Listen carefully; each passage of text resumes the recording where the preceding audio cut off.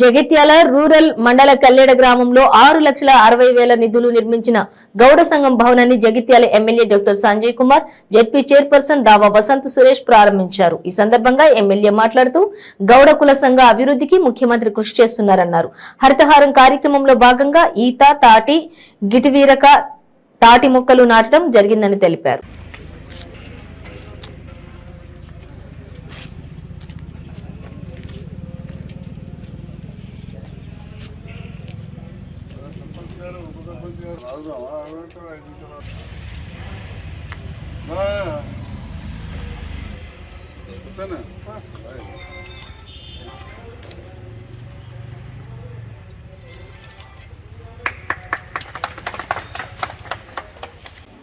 ఈరోజు కల్లెడ గ్రామంలోని గౌడ సంఘానికి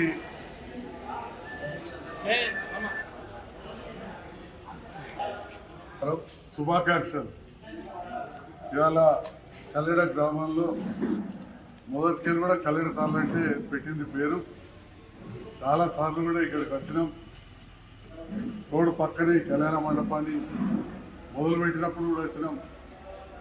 మళ్ళీ మీరు మంచి కూడా కాంపౌండ్ అవన్నీ పెట్టుకుని మంచిగా చేసుకుంటున్నారు. చాలా సంతోషం.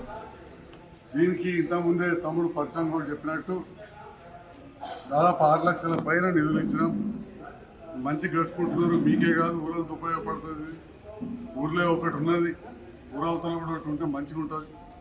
దీనికి ఇంకా కూడా అవసరమైన నిధులు ఇచ్చే ప్రయత్నం చేస్తానని చెప్తున్నాను.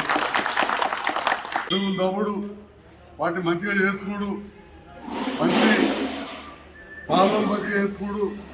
కాళేశ్వరం ప్రాజెక్టు ద్వారా ఎప్పుడు మన కాలువలను నిండుతట్టు చూసుడు. అరే ఎక్కడ కాలువలు అయిపోతుందో నీళ్లు బాగా వస్తున్నాయనే పరిస్థితి. దాని తర్వాత ఇవాళ వరద కాలువ కూడా అట్లనే నింపినాం. రైతుల విషయానికి వస్తే కూడా, కరెంటు విషయానికి వస్తే మరి తేడా మీరు చూస్తూ ఉంటారు. నమస్కారం. మరి 2 నిమిషాలు కరెంటు విషయంలో కూడా మీకు తెలుసు ఆనాటికి పరిస్థితి. ఇవాళ గ్రామంలో కావచ్చు ఎక్కడ కూడా చీకటి అనేది లేదు. రాత్రిపూట మీరు నీళ్ళు కట్టుకోవడానికి వెళ్ళే అవసరం లేదు. పెన్షన్ల విషయానికి వస్తే కూడా మా మహేశ్వరన్న సత్యన్న సర్పంచ్ ఉన్నప్పుడు ఎట్లుంటే గంగా ఇప్పుడు ఎన్ని వస్తున్నాయి మీకు తెలుసు. బీడీ కార్మికులకైతే ఏనాడు లేదు. గీత కార్మికుల సొసైటీ గత ప్రభుత్వాల హయాంలో అయినాయి కానీ మేము కాదంటలేం. దానివల్ల మీకు హక్కులు వచ్చినాయి. పెద్దలు జీవన్ రెడ్డి గారు కూడా చాలాసార్లు చెప్పగినారు.